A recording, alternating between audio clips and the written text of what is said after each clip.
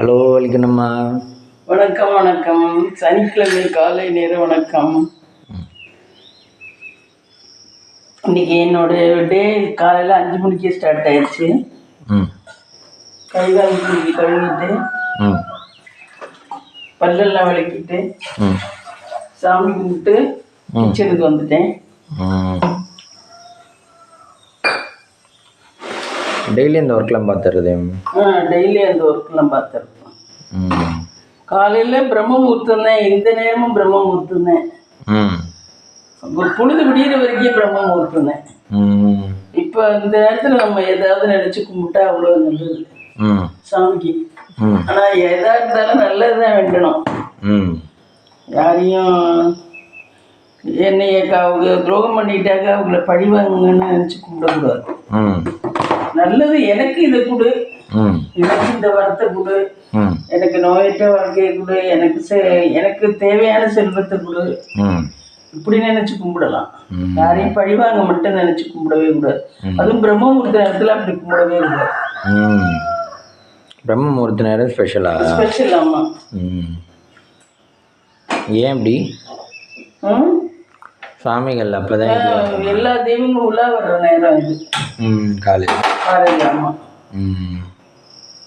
இந்த நம்ம காலேஜில் ரவுண்ட்ஸ் போகிற மாதிரியா? ஆமாம், ரவுண்ட்ஸ் போகிற மாதிரி 3:30லேருந்து கிட்டத்தட்ட சூரிய உதயம் ஆகிற வரைக்கும் அவங்க உள்ளா போவாங்க.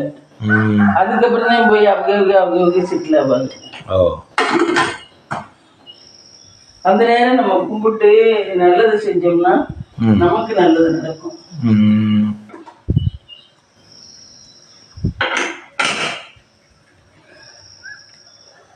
ஆனால் கேட்கலாம், என்ன காலையில் பேப்பர் விற்கிறவன் அவன் என்ன வசதியாவா இருக்கேன், அவன் 3:30க்கே எந்திரிச்சு பேப்பர் விற்கிறேன் அப்படின்னு என்ன கேட்குறாருல்ல. கேட்குறவங்க காலையில் பேப்பர் விற்கிறேன், அவன் 3:30க்கே எந்திரிக்கிறேன், அவன் என்ன வசதியாவா இருக்கேன். ஆனால் பிரம்ம முகூர்த்தத்தில் நம்ம எந்த ஒரு நினச்சி கும்பிட்டாலும் கண்டிப்பாக அது நடக்கும். எனக்கு கண் கூட கிடைச்சிருக்கு. ஏதாவது மனக்கவலையை நம்ம இருந்து அது ஒரு கொஞ்ச நாள், ஒரு 48 நாள் வேண்டுனா கூட கண்டிப்பா கிடைக்கும். அதே 48 நாளுங்கிறத மண்டலம் ஒரு மண்டலம். ஆமா. அப்ப 45 நாள் தானே வரும் இல்லையா? இல்ல 48 நாள். இப்போ 1.5 மாசம்னா 45 தானே வரும். ஆமா, இது என்னமோ 48 நாள் தான் ஒரு மண்டலம். அதே மாதிரி இந்த மருந்து குடிக்கிறதுக்கு எல்லாத்துக்குமே 48 நாள் தான் ஒரு மண்டலம். ஒரு மண்டலம் 48 நாள் அப்படி குடிச்சாதான் சரியாகும். அதே மாதிரி நிறைய நாட்டு மருந்துல 48 நாள் தான் கணக்கு. இப்போ அப்பதான் வேலை செஞ்சு முடிக்குமா தெரியல. அது என்னமோ ஒரு கணக்கு 48 நாள். அப்ப இந்த பத்தியம் இருக்கிறதுன்னு சொல்றாங்கல்ல. ஆமா ஆமா. அது என்ன, சிக்கன் மட்டன்லாம் சாப்பிடக்கூடாது. ஆமா. மஞ்சள் கம்பளம் மொச்சை இதெல்லாம் சேர்த்துக்க கூடாது. நாட்டு மருந்து குடிச்சா இருக்கும், அதெல்லாம் சேர்த்துக்க கூடாது. ஏன் அரிக்குமா? இல்ல, அது புண்ணு ஆத்தாது அவருக்கு.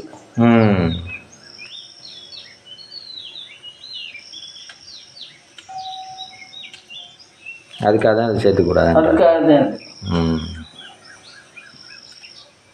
வலிக்கணும். நைட்டு யாரோட வீடியோ பார்த்தீங்க? நைட்டு அம்மா கைப்பக்குவம் பார்த்து. அடுத்த அப்டேட் வந்து பேத்தியை கொண்டு போய் சென்னையில் கொண்டு போய் விட செட்டில் பண்ண போகிறாங்க. எந்த பேத்திய? பெரிய மகன் பேத்திய. அவன் புவனேஸ்வரி சொல்லிட்டேன், அம்மா நீ தான் வரணும் அப்படின்னா. அவங்க அம்மா சொல்கிறாங்க, எனக்கு நேரம் இல்லைப்பா, எனக்கு வேலையே சரியா இருக்கு. இல்லைம்மா நீ தான் வரணும் அப்படின்னு சொல்லிட்டேன். முதல்ல கொண்டே கொடுத்தன வைக்கலையே அவங்க தானே போனாங்க. அதான் அந்த ராசிக்கு அதான் கூப்பிட்டேன்.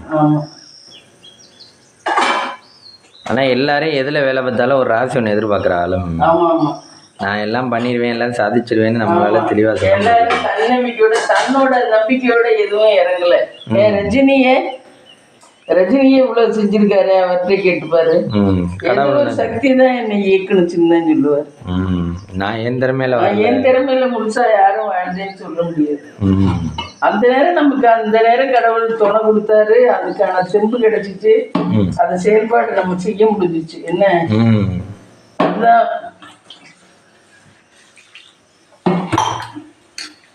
யாருமே நான் தான் ஜெயிச்சேன்னு மாத்தட்டிக்கிறதெல்லாம் வீணு.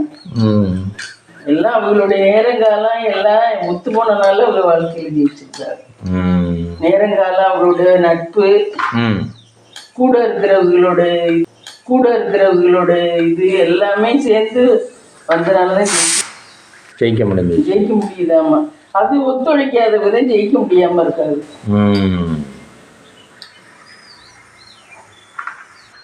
அப்ப நேரங்காலம் தான் எல்லாரையும் தூக்கி விடுது. ஒரு வாட்டி நடிச்சு ஆயிட்டு அடுத்த வாட்டி நம்மளே நடிக்க சொன்னா நமக்கே வராது. அதே மாதிரி வராது, புரியுதா? அந்த நேரம் நமக்கு அந்த குடுப்பின கடவுள் கொடுத்துருக்காரு. அந்த ஒரு ஃபேமஸா இருக்கிற நேரத்துல நம்ம அந்த செயலை செஞ்சிருப்போம். அடுத்த நேரம் நம்மளுக்கு செய்ய சொன்னா நமக்கே வராது, நம்ம செஞ்சவங்களுக்கே வராது. அப்ப நேரங்காலம் எல்லாம் நேரங்காலம் நம்மளோட இருக்கிறவங்க எல்லாம் ஒத்துழைச்சாதான் நம்ம வாழ்க்கையில வெற்றி பெறணும். ஒருத்தன் வெற்றி பெற்றுன்னா அவன் மட்டும் வெற்றி பெற்றுதான் அர்த்தம் இல்லை. ஆனா பிராக்டிஸ் பண்ணியிருந்தா கரெக்டா வாங்கிடலாம்ல மம்மி. இப்போ இதுக்கான பிராக்டிஸ் இருந்தா நான் அதுல போனா அச்சீவ் பண்ண ஜெயிக்கிறாருல்ல. இப்போ ஒரு இது அத்லட்டிக் ஓடுறதோ அதுல வந்து அது ஆமா அது செய்யலாம். பிராக்டிஸ் வேணும், பிராக்டிஸ் வேணும். ப்ராக்டிஸ் இருந்தால் அதை கரெக்டாக நம்மளால் செய்ய முடியும். இப்போ எக்ஸாமுக்கு படிக்கிறதே எவ்வளோ பேர் படித்து பாஸ் பண்ணுறாங்க. அதே கருத்தை வச்சு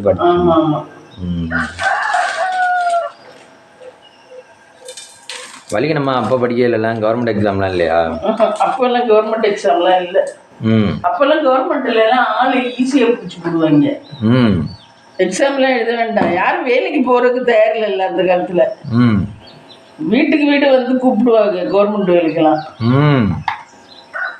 ஏன் பணம் இல்லாட்டியும் கொட்டி கிடந்துச்சா தெரியல, என்னமோ தெரியல. அப்ப யாரும் வேலைக்கு போறதுக்கு அவ்வளவு தயாரில் இல்லை.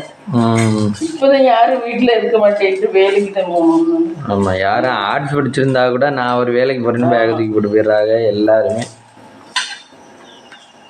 அப்போ வந்து டீச்சர்ஸ் எல்லாம் வீட்டுக்கு வீடு வந்து கூப்பிட்ட டீச்சர்ஸ் தான் நிறைய. அவங்கெல்லாம் இப்போ ரிட்டையர் ஆயிருப்பாங்க. அந்த மாதிரி டீச்சர்ஸ் தான் நிறைய.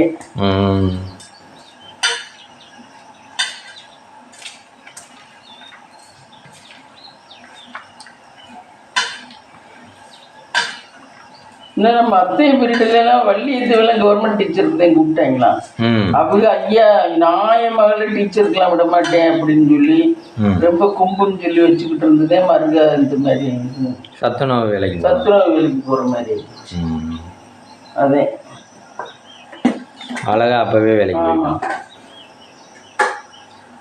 சத்துணவு வேலை மட்டும் என்ன, அதுவும் அதே மாதிரி தான். ஆனா வந்து நமக்கு அந்த அந்த கேட்டதுக்கு அப்புறம் கொஞ்ச நாள் கழிச்சு இந்த வேலைக்கு போனாரு. அந்த சிச்சுவேஷன்ல அப்புறம் என்ன பண்றது? உங்க வீட்டுல உங்க அம்மா யாரையுமே வேலைக்கு அனுப்பல? எங்க வீட்டுல யாரையுமே வேலைக்கு அனுப்பல. கல்யாணம் 18 வயசுல கல்யாணம் பண்ணி கொடுத்தாரு.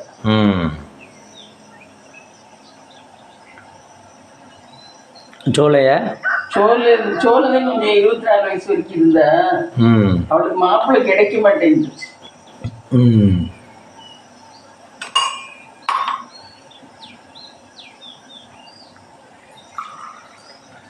அரிசி உலையில் அரிசிப்பட வேண்டும். உலை கொதிக்கின்றது. எத்தனை உலகம் அரிசி?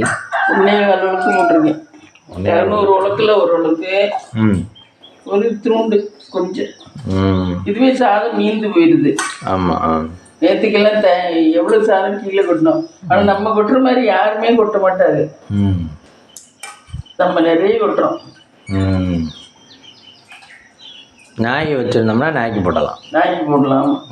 நாய் ஏன் நம்ம வச்சுக்கல? நம்ம நாய் சொல்ல ஒண்ணு வச்சுக்கல. அது என்ன வச்சிருந்தோம்னா நம்ம வீட்டுக்குள்ளேயே வந்து வெளிக்கி இருந்துட்டு போயிடும். ஆமா, அப்புறம் அதை வேற அள்ளிக்கிட்டு இருக்கும். எந்த உயிரையும் வளர்த்தா அதை ஒழுங்கா பராமரிக்கணும். நான் வாட்டுக்கு வளர்க்குறோங்கிற பேர்ல இவெல்லாம் விட்டுட்டு போயிடுறேன். அதுக்கு நம்ம ஸ்டெயின் பண்ணி அதுக்கு பண்றதை பண்ணி செஞ்சு பண்ணனாதே அந்த உயிரை நம்ம வளர்க்கறதா இருக்கோம். அதை விட்டுட்டு நானும் பேருக்கு உயிர் வளர்க்குறேன்னு நம்ம விழுத்துட்டா சும்மா அது ஒண்ணுமே பண்ணாம போனா அது பாவம் இல்லையா? அதுக்கு அந்த வீட்டுல கிடந்த அதுக்கு அது உயிரை சோறு நம்ம வச்சா போதும். ஆமா, வளர்க்குறாங்க பேரில் அதுக்கு எதுவுமே பண்ணாமல் அடுத்த வீட்டில் விட்டுவிட்டு அடுத்தவங்க வீட்டில் விட்டு அவங்கெல்லாம் பிள்ளைகளே அப்படி தான் ஆமா பிள்ளைகளே அப்படித்தான் வளர்க்குறாரு. இதுல வேற நான் கெட்டிக்காரி நான் பண்ணிக்கிடுவேன் அப்படிங்கிற மாதிரி பேசுவேன். எதையும் தான் பொறுப்பா தான் ரிஸ்கா எடுத்து நடத்த முடிஞ்சதை எதையும் வச்சுக்கணும் பண்ணணும். இல்லையா நம்மளதான் 100 உள்ள கூட பெற்று ஊர்ல விடுறதுனா விடலாம். அதே நீ போய் அங்கிட்டு பெஞ்சிட்டு வா, நீ போய் இங்கிட்டு வா, இது பண்ணிட்டு வா அப்படின்னு சொல்லலாம். ஆனால் முக்கால்வாசி அப்படி இருக்க கம்மி தானே மம்மி இல்லையா? இல்ல அப்படித்தான் இருக்காங்க இன்னைக்கு உலகத்துல. நிறைய பேர் அப்படித்தான் இருக்காங்க இன்னைக்கு உலகத்துல. அவங்களே பார்த்துக்க பொறுப்பு பத்த மாட்டேங்குது நிறைய பேர். பொறுப்பை ஏத்துக்கிறது கஷ்டமா இருக்கு. அவங்க வேலைக்கு அவங்களுக்கு ஆளை எதிர்பார்க்கறாங்க. புருஷன்னு ஒருத்தன் கல்யாணம் பண்ணனா அவன் நம்மளுக்கு கொத்தடிமை மாதிரி கிடைக்கணும். என்ன அப்படியாப்பட்டவனா இருந்தா அவன் ஓகே, அவன் சம்பாரிச்சாலும் சரி சம்பாதிக்காட்டியும் சரி சொல்றதெல்லாம் கேட்கணும். அப்படித்தான் உலகம் மாறிடுச்சு.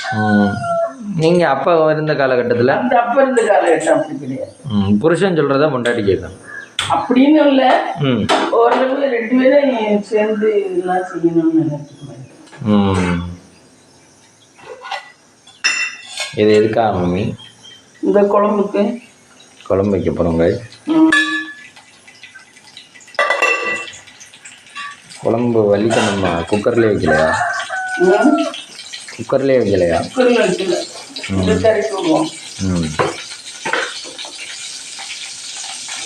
வெண்டைக்காய் கத்திரிக்காய் புளிக்குழம்பா?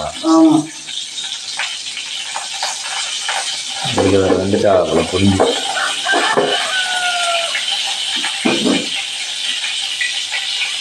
தாளிக்கிற பட்டி ஓப்பன்.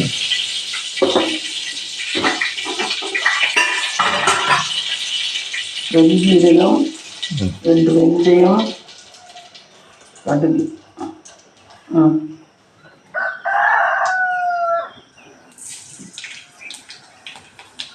தாளிக்கிறதுனா இவ்வளோ பொருள் இருந்துச்சு.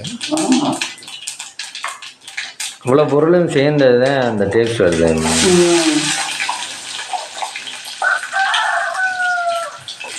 அவ்வளோ பொங்க ஆரம்பிச்சிட்டாரு. இங்கிட்டு பார்த்துக்கிட்டு இருந்தோம்னா அங்கிட்டு பொங்க ஆரம்பிச்சுவா.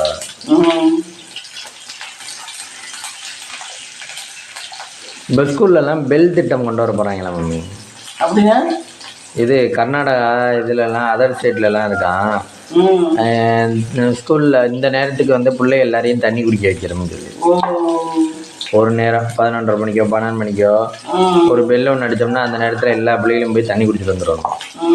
பிரேக் மாதிரி பெல் திட்டம் தமிழ்நாட்டிலையும் அறிமுகப்படுத்த போகிறான். அன்பில் மகேஷ் பொய்யாமொழி சொல்லியிருக்காரு.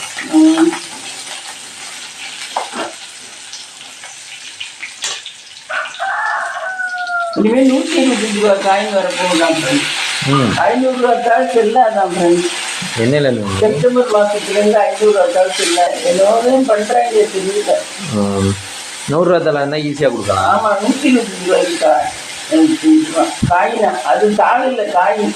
125 ரூபா காயின் 500 ரூபா காயின். 500 ரூபா செப்டம்பர்லேருந்து இப்போ பழைய 500 ரூபா இல்லாதான். 500 ரூபா காயின்னா ஈஸியாக பதுக்கிடலாமா மம்மி? அதுக்காக யோசிச்சு பாருங்க, இந்த கிச்சனுக்குள்ளேயே எத்தனை 500 ரூபா காயின் வைக்கலாம். நோட்டை வைக்கிறத விட. ஆனால் அது சம்பாதிக்க லேட் ஆகும்ல இந்த 100 ரூபா 500 ரூபா காயின். பணம் மதிப்பில் போனா இடையில கொண்டாந்து எல்லாரையும் பயன்படுத்துறாரு. இப்படி தானே டிசம்பர் 8ஆம் தேதியே போக ஒரு வாட்டி திடீர்னு 500 1000 எதுவும் செல்லாதுன்னு சொல்லிட்டாரு. அப்புறம் பேங்க்ல போய் நின்று எல்லாத்தையும் மாற்றி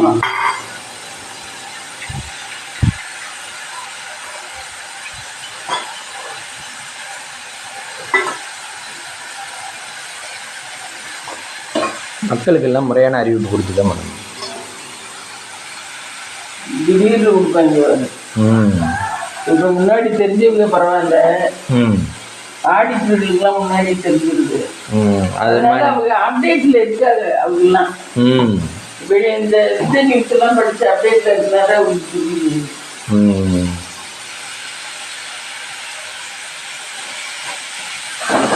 மணி இதில் தானே ஒர்க் பண்ணுறாங்க. அதனால அவங்களுக்கு தெரியுது. அதே மாதிரி டேக்ஸ் ஆஃபீஸில் இருக்கவங்களுக்கும் தெரியும்ல. டேக்ஸ் ஆஃபீஸில் தெரியும். பேங்கில் இருக்கவங்களுக்கும் தெரியும். பேங்க் மூலயமா தானே எக்ஸிக்யூட் பண்ணுறாங்க. ஆமாம், ரிசர்வ் பேங்க். பேங்க்கில் தானே போய் காயினை வந்து வாங்கிங்கன்னு சொல்லும். ஆமாம் ஆமாம். 125 ரூபாய்க்குலாம் காயினை கொண்டாந்தாங்கன்னா எப்படி இருக்கும்? சில்லறை வாங்குறது கொடுக்கறது கடைக்காரர்களுக்கு சிரமம், நம்மளுக்கும் சிரமம்னு. ஆமாம், 100 ரூபாயாலும் குடிச்சிட்டு மிச்சத்தை வாங்கலாம். 50 ரூபாய்க்கு கொடுக்கலாம். 125 ரூபாய்க்கு காயினை கொடுத்தேன். இதெல்லாம் யாரோ பக்கத்துல இருந்து ஐடியா எடுத்துக்கிட்டு போவாங்க. சார் இந்த மாதிரி காயின் தயாரிப்போம் சார், அவங்களுக்கு ஆசையை சொல்லுவா. சார் 125 ரூபாயில் காயின் தயாரிப்போமா? நம்ம இந்த சின்ன பிள்ளைய சொல்லுவோம்ல, நான் அங்கே போகிறேன், நான் இங்கே போகிறேன் அப்படின்னு. அவங்க ஆசையை வந்து நிறைவேற்றிக்கிறா கவர்மெண்ட்டில். நான் இருக்கையில் தான் இங்கே வேறு 125 ரூபா காயின் வந்துச்சு ஆட்சியில் இருக்கையில். நான் இருக்கையில் தான் வேறு 500 ரூபா காயினே விட்டேன் பாரு. மக்களுக்கு இது பயன்படுமா? மக்களுக்கு சரியாக வருமா? மக்கள் என்ன நான் வச்சாலு அப்படிங்கிற மாதிரி இருக்கு.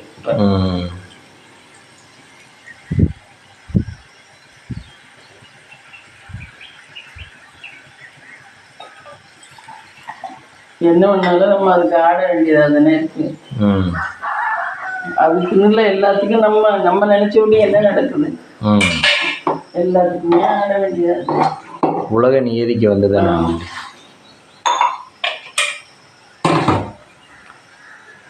வலிக்கு நம்ம எத்தனை 500 ரூபா வச்சுருக்கீங்க? என்கிட்ட எல்லாம் ஸ்டாக்கெல்லாம் இல்லை.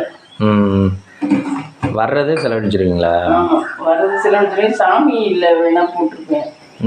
சாமிக்கு போடுறதெல்லாம் எடுத்துருவேன். அந்த கோயிலுக்கு போகிறதெல்லாம் எடுத்துருவேன்.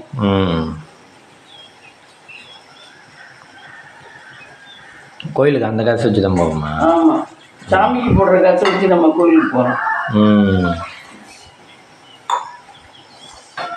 நம்ம எந்த ஒரு இதுனாலும் சாமிக்கு போட்டுருவோம். நான் ஃபஸ்ட்டு யாருக்கு சம்பளம் வந்தாலும் ஃபஸ்ட்டு சாமிக்கு போட்டுருவேன். அந்த சம்பளத்தில் ஃபஸ்ட்டு 500 ரூபா சாமிக்கு போட்டுருவேன். எனக்குள்ள சம்பளம் வந்தாலும் சரி, உனக்குள்ள சம்பளம் வந்தாலும் சரி, எல்லாத்தையும் சாமிக்கு தான் ஃபஸ்ட்டு போடுவேன். அது ஏன் மேம் அப்படி போட்டால் தான் நல்லதா? அப்படி போட்டாலே நமக்கு கஷ்டம் இல்லாமல் நமக்கு இதாக அந்த மணி நாளுக்கும் வரும். சம்பாதிக்கிறது நிறைய சம்பாதிக்கிறது கூட சம்பாதிக்க வேண்டாம். நம்மளுக்கு வந்து கெட்ட செலவு இல்லாம நியாயமான செலவா ஒரு இதுவா நடந்துச்சுன்னா அதுவே பெரிய என்ன பெரிய பாக்கியம். ஆமா, ஒரு சிலர் நிறைய சம்பாதிப்பாங்க. ஆனா டாக்டர்கிட்டையும் வைத்தியத்தையும் அதுலயும் இதுலயும் கொடுத்துட்டு காசே இருக்காது கிடைச்சி அவங்கள்ட்ட பார்த்தா. இந்த முக்கால்வாசி பாய் வீடு அப்படித்தானே மம்மி இருக்குது. ஆமா, எந்த ஹாஸ்பிட்டலில் பார்த்தாலும் அதுக்கு தான் உட்காந்துட்டு இருக்குது. பரதா போட்டுக்கிட்டு அதுகளுக்கெல்லாம் அப்போதைக்கு அப்போ ஏதோ ஒன்று தின்னுபிட்டு அதுக்கு இதுக்குன்ட்டு வந்து உட்காந்துக்கிட்டு இருக்குது. எந்த ஹாஸ்பிட்டலையும் பயப்படுக்க வைக்குது. நம்ம சம்பாதிக்கிறத நம்ம கரெக்டாக அது ஒரு நல்ல செலவாக செய்யலாம். என்ன அதை விட்டுட்டு டாக்டர்கிட்ட கொண்டு கொடுக்கும், வைத்தியனுக்கு கொடுக்கும், இப்படி இருந்துகிட்டு இருக்கக்கூடாது. அதுக்காக அந்த மாதிரி எல்லாம் இதுங்க கூடாதுங்கிறதுக்காக ஃபஸ்ட்டு வச்சு சாமிக்கு தான் நம்ம எந்த இதை எடுத்தாலும். இப்போ இடம் வித்தே பணம் வருதா, அதில் ஃபஸ்ட்டு சாமிக்கு எடுத்து வச்சிருவோம். எதாக இருந்தாலும் நான் எப்பயும் எடுத்து வச்சிருவேன். எந்த காசு வந்தாலும் ஃபர்ஸ்ட் சாமிக்கு எடுத்து வச்சுவேன். 501 எடுத்து போட்டுருவேன். அது எனக்கு சாமிக்கு ஒரு தொகையா வந்துடும். நம்ம சாமிக்கு அந்த கோயிலுக்கு போகையில அந்த காசு எடுத்துக்கிட்டு செலவழிச்சுட்டு போகலாம். அது ஒன்றும் தப்பு இல்லை. சாமிக்கு அதான் செலவழிக்கிறோம். சாமிக்கு அதான் செலவழிக்கிறோம். அந்த சாமிக்கு வலிக்கு நம்ம இந்த 1 ரூபா சொல்றீங்கல்ல, 501 201 அந்த எனக்கு காயினா சாமி விட்டு காயின் அவ்வளோ கிடக்கு ஃப்ரெண்ட்ஸ். நிறைய காயின் கிடக்கு. அது ஏன் மேம் இந்த 1 ரூபா வந்து மொய்யா இல்லை சேர்த்து எழுதுறான்?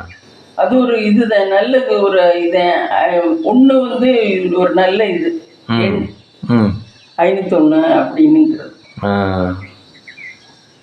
111, 121. 121, 151. இந்த கல்யாணத்துக்கு இதுக்கெல்லாம் தீபாவளி பொங்கலுக்கெல்லாம் பொம்பளை பிள்ளைகளுக்கு 2001, 5001 இப்படி ஒன்று கணக்கில் தான் கொடுப்பாங்க. பொங்கல், தீபாவளி இதுக்கெல்லாம் பெற்றவங்க பிறந்தவங்க சீரு எல்லாம் வாங்கி கொடுக்குறவங்க வாங்கி கொடுப்பாங்க. இல்லாதவங்க பணமாக கொடுக்குறவங்க இப்படி கொடுப்பாங்க. ஆனால் இந்த காலத்தில் முக்கால்வாசி எல்லாம் பணமாக கொடுத்துட்றாங்க. ஆமாம், அவங்க வேணுங்கிறத வாங்கிக்கிட்டாங்க. இந்த காலத்தில் மணி அனுப்புறது வாங்குறது எல்லாமே ஈஸியாகிடுச்சு. ஆமாம், அந்த காலத்துலலாம் அனுப்புறதுக்குள்ளேயும் பெரும்பாடாக இருக்கும். பேங்க் போய் தான் அனுப்பணும். ஆமாம், இப்போல்லாம் ஜிபேயில் ஒரு தட்டினோம்னா பாஸ்வேர்டு போட்டோம்னா ஆமாம்.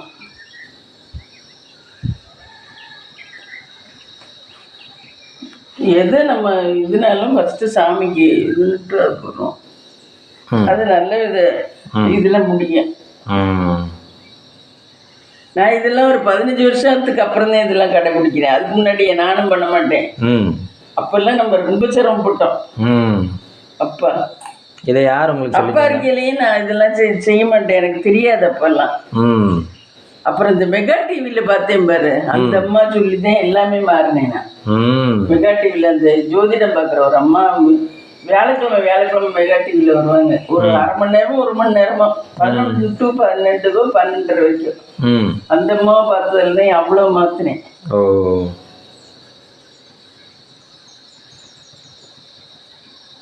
அதுக்கப்புறம் தான் ஏதோ ஓரளவுக்கு பரவாயில்ல மாதிரி வண்டி ஓடிட்டு. எப்பாவது ஒரு ஆஸ்பத்திரி செலவு வருது, அது நம்மளுக்கு ரொம்ப நேரம் கடிச்சா தான் கொண்டாந்து விடுது. ஆமா, அந்த நேரம் உச்சத்துல இருக்கும் பாருங்க. ஆமா, சுக்கிரன் உச்சத்துல இருக்காரு, இவர் ராகு இதுல இருக்காரு, அதுல இருக்காரு. அப்படின்னு நல்ல நேரமும் கெட்ட நேரமும் மாறி மாறி தானே வருது. ஆமா, ஒருத்தங்களுக்கு குரு 9ல் இருக்கு 10ல் இருக்குன்னா, குரு ஒருத்தங்களுக்கு 9ல் இருந்தாலும் மற்ற கிரகம் நல்லா இல்லைன்னா வேலை செய்ய மாட்டேங்குது. ஒருத்தங்களுக்கு குரு 10ல் இருக்குனாலும் மற்ற கிரகம்லாம் ஒத்துழைச்சுன்னா சரி பாவம் அவனுக்கு கொடுப்போம்.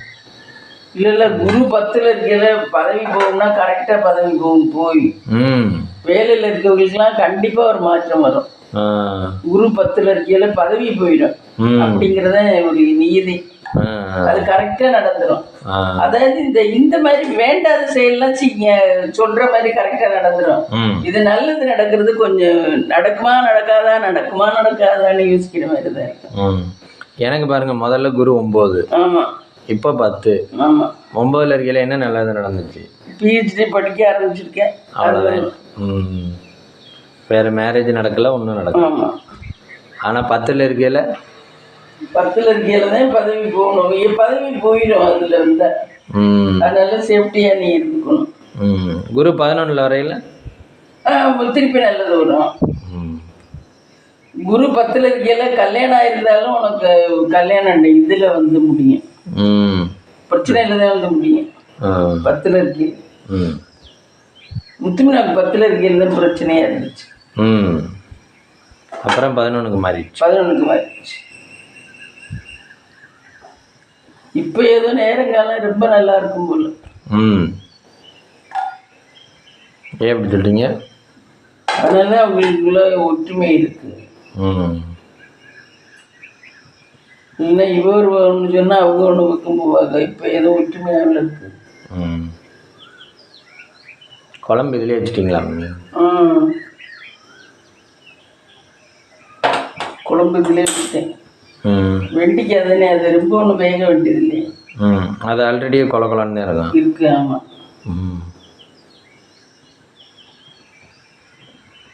மளிகை நமக்கு பிடிச்ச ஃபுட்டுன்னா இது பிடிச்ச ஃபுட்டா? இடியப்பம், கோஸ் பண்ணி. எவ்வளோ கொடுத்தாலும் சாப்பிடுவீங்களா? இல்லை, ஓரளவு தான் சாப்பிடுவேன். எவ்வளோ கொடுத்தாலும் நான் சாப்பிட மாட்டேன். பிடிச்ச உணவுனா எவ்வளோ கொடுத்தாலும் சாப்பிடணும்ண்ணே? அப்படி இல்லை, வயிற்றுக்கு கொள்ற அளவு தானே சாப்பிட முடியும். என்னடா குக்கர் திறக்க வர மாட்டேங்குது? குக்கர் திறக்க வர மாட்டேங்குது கைஸ். ஒரு தட்டிட்டு இருங்க.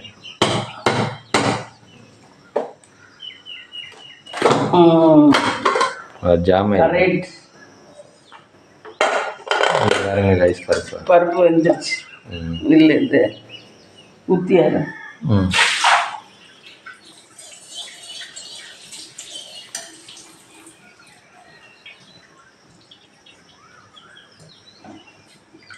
பருப்பை மாற்றி ஊற்றிக்கணுமா?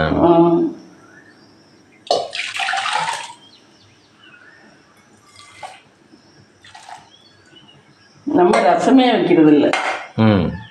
எல்லாரும் ரசம் வைப்பாங்க, நமக்கு ரசமே பிடிக்கிறது இல்லை. எல்லாரும் குழம்பும் வச்சு சாம்பார் வச்சு ரசம் வைப்பாங்க. நீ கண் எப்படி இருக்குப்ப? பரவாயில்ல, டெவலப்மெண்ட் அரிக்குது கொஞ்சம். ஆனால் நல்லதான் பார்க்க வருது. நல்லதான் பார்க்க வருது. அதான் நம்ம சொல்லி வச்சுல 2வது வாட்டி தான் கன்ஃபார்ம் பண்ணிட்டோம்ல, அதில் சந்தேகப்படுறக்கே வேலை இல்லை. அந்த மாதிரி தான் நல்லா செக் பண்ணி பார்த்துட்டு இந்த மாத்திரையே திரும்ப போட்டுக்கிட்டு வாங்க. இந்த மருந்து ஆறுதுன்னு சொல்லலை, அதுவும் ஓப்பனாக சொல்லலை. டாக்டருக்கெல்லாம் நம்பிக்கை தர மாதிரி சொல்லலை. புண்ணு ஆறுது அப்படின்னா நம்மளுக்கு ஒரு நம்பிக்கை வந்திருக்கு, ஸ்ட்ரைட்டாக சொன்னான். அதை விட்டுட்டு என்ன சொன்னாங்கன்னா, என் சீட்டில் இருக்கிறத திரும்ப போட்டுக்கிட்டு வாங்க. சரி மேடம், திரும்ப போட்டுக்கிட்டு வரோம். புண்ணு எப்படி மேடம் இருக்கு? நீங்கள் போட்டுக்கிட்டே வாங்க. ஆறுதுன்னு உங்கள் வாயில தான் சொன்னால் என்ன மேடம்? எங்கே அவங்க நல்லது நிறைய பேர் ஒரு நல்லது வாயில சொல்ல மாட்டேங்கிறாரு. நிறைய பேர் நானும் பார்த்துட்டேன். இந்த காலத்துல, அந்த காலத்துல எப்படியோ தெரியல, இந்த காலத்துல ஒரு நல்லது டாக்டர் ஆகட்டும், ஒரு சில டாக்டருங்க இதுவா சொல்லுவாரு, என்ன நல்லதை சொல்லுவாரு, நல்லவங்க நல்லதை சொல்லிடுவாரு. பாலாஜி இல்ல நல்லதை சொல்லிடுவாரு, ஒன்றும் பிரச்சனை இல்லை, கரெக்டா இருக்கு அப்படின்னு அவரு நமக்கு தன்னம்பிக்கை கொடுக்குற மாதிரி பேசுவாரு. ஒரு சில டாக்டர்களுமே மூடியாதே இருக்காரு. ஆமா, எங்க சொன்னா அவங்க திரும்ப வரமாட்டான்னு நினைப்பாளோ தெரியல. இல்ல ஒரு சிலர் என்ன தெரியுமா நினைக்கிறாங்க, அவங்க சந்தோஷப்படக்கூடாது அப்படின்னு. என்ன ஆமா, நிறைய பேர் இப்படிதான் நினைக்கிறாங்க. அடுத்தவங்களை சந்தோஷப்படுத்த கூடாது, சந்தோஷமா இருக்க கூடாதுன்னு நினைக்கிறாங்க நிறைய பேர். ஆனா அப்படி உள்ளவங்களுக்கு நடக்குதே, கடவுள் நடக்குது. ஆமா, கடவுள் நல்லதான் செய்யறாரு. நிறைய தெரியல, அது கடவுள் பண்றது. நிறைய பேர் அடுத்தவங்க சந்தோஷப்பட்டுற கூடாது அப்படின்னு நினைக்கிறாங்க. ஒருத்தர் உயிரோடு இருக்கல எவன் அவனை நல்லவன் சொல்லி எவனாவது பாராட்டுவானா? கிடையாது. அவன் செத்ததுக்குறான், ஐயோ அவன் நல்லவன்டா, அது அவன் உயிரோடு இருக்கையிலே சொல்லியிருந்தா அவன் இன்னும் கொஞ்ச நாள் வாழ்ந்துருப்பானே. என்ன, அவனுக்கு அந்த சமயம் யாரும் ஒரு தண்ணி கூட கொடுக்க மாட்டாங்க. என்ன, உயிரோடு இருக்கையில அவன் நல்லவனாவே இருக்கட்டும், என்னவா இருக்கட்டும், அவங்க இந்த இவரெல்லாம் முருகன் அப்பா அவர் வாட்டுக்கு ரொம்ப செவனேன்னு அவர் வாட்டுக்கு இருப்பாரு. ஆனா அவருக்கு அந்த நேரம் மகன் மருமக பேர யாருமே ஒரு டம்ளர் தண்ணி குடுக்கல. கடைசி செத்த ஒன்னா எல்லாம் தூக்கிட்டு வந்து ஒண்ணு ஏன் இருக்கையில பார்த்தேன். அது என்னன்னு தெரியல, நீ இது எனக்கே புரியல. அதானா எல்லா மக்களுமே அப்படிதான் இருக்காரு. அதோட இது என்னன்னு எனக்கே புரியல. புரிஞ்சவங்க சொல்லுங்க ஃப்ரெண்ட்ஸ், எனக்கே புரியல. நல்லா இருக்கும்போது அவங்கள வந்து நல்லவங்களே கெட்டவங்களாட்ட நினைக்கிறது. என்ன, அவங்களுக்கு அவங்க ஏதாவது இறந்ததுக்கு அப்புறம் அவங்கள போல உண்டா, அவங்க அப்படி நல்லவங்க இப்படி நல்லவங்க. அது எதுக்கு இருக்கையில அது சொல்லியிருந்தா அந்த உயிர் கொஞ்சம் வாழ்ந்து இதுவா இருக்கும்ல, இன்னும் கொஞ்ச நாள் வந்து அமைதியா இருந்திருக்கும்ல.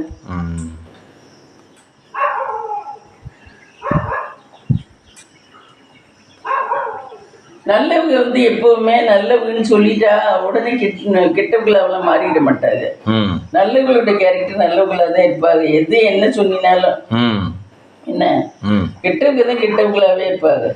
நல்லவங்க வந்து நீ சொன்னதுனால நான் திருப்பியும் மேற்கொண்டு திமிரு வந்துடும் அப்படிங்கறதெல்லாம் இல்லை. ஒரு சிலர் நினைக்கிறத நம்ம சொல்லிட்டோம்னா அவங்களுக்கு திமிரு வந்துருதோ அப்படின்னு நினைக்கிறாங்க. அப்படியெல்லாம் கிடையாது. நல்லவங்களால கெட்டவங்கள மாறவே முடியாது, எக்காரணம் கொண்டும். தான் வாழ்க்கையை வேணா விண்ணடிச்சு போய் திருப்பி திருப்பி நல்லது செஞ்சு என்ன தான் வாழ்க்கை வீணா போகுமே தவிர அவங்க யாரையும் கெடுக்க மாட்டார். கெட்டவங்களால அது மாதிரி இந்த கெட்டது செய்யாம இருக்க முடியாது. அவங்களுக்கு அது ஒரு பாலிசி. யோசிச்சுக்கிட்டே யோசிச்சுக்கிட்டே அவன் எப்படி கவுக்கலாம், இவன் எப்படி கவுக்கலாம், இப்படிதான் இருப்பார். ஆனால் அவங்களுக்கு அப்படி இருக்கையிலேயே கஷ்டம் கடவுள் கொடுக்கல, கஷ்டம் கொடுத்தா அவங்க அதை யோசிக்க மாட்டாங்கல்ல. கஷ்டம் கொடுப்பாரு. அவன் போன ஜென்மத்தில் செஞ்ச கர்மாவனையே இந்த ஜென்மத்தில் அனுபவிக்கிறேன், இந்த ஜென்மத்தில் செஞ்ச பாவத்தை அடுத்த ஜென்மத்தில் அனுபவிப்பேன். அதெல்லாம் கடவுள் கணக்கு பார்த்துட்டு தான் இருப்பாரு.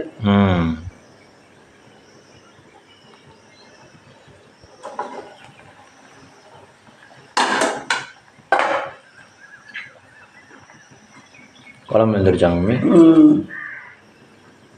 அடுத்து பொரியல் பண்ணணுமா? ஆமாம். சாதம் இந்த வெந்திக்கிட்டு இருக்கு.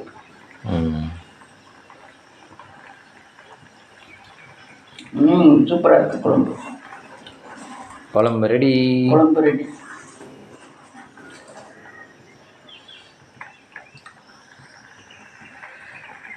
ஃப்ரெண்ட்ஸ், ஹலோ ஃப்ரெண்ட்ஸ், இன்றைக்கி நம்ம வீட்டில் என்ன லஞ்ச் அண்ட் பிரேக்ஃபாஸ்ட்னா, காலையில் தோசை, அதுக்கு சட்னி தாளிக்கணுமே.